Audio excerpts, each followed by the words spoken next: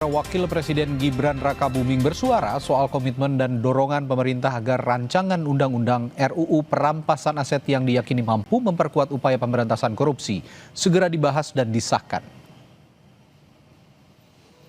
Gibran menyampaikan pandangannya soal RUU perampasan aset sebagai instrumen kuat melawan korupsi. Ia mendorong pengesahan perampasan aset untuk mengembalikan kerugian negara akibat tindak pidana korupsi yang selama ini sulit dipulihkan. Gibran mengutip data Indonesia Corruption Watch (ICW) soal potensi kerugian negara akibat korupsi pada periode 2013-2022 yang mencapai 238 triliun rupiah.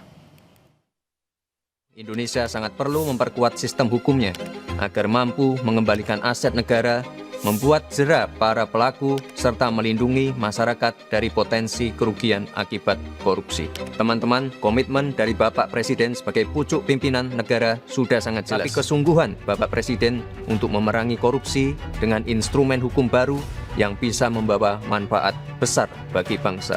Jika kita sungguh-sungguh ingin memberantas korupsi, maka koruptor harus dimiskinkan. Inilah esensi dari RUU perampasan aset yang saat ini menjadi sangat penting dan mendesak.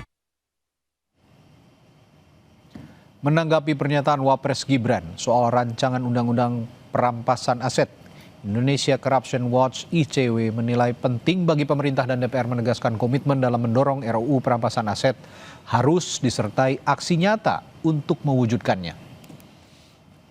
RUU perampasan aset ini muncul kembali ketika adanya kritik publik berkaitan dengan pemberantasan korupsi yang dikeluarkan oleh TI, Transparansi Internasional, berkaitan dengan CPI yang menurun begitu. Jadi bagi kami adalah penting untuk menegaskan bahwa pemerintah dan DPR itu harus memiliki komitmen terhadap RUU perampasan aset, dan jika tidak prosesnya masih akan ditunda, maka itu hanya apa yang disampaikan oleh Wakil Presiden Gibran bagi kami hanya sekadar lip service belaka saja.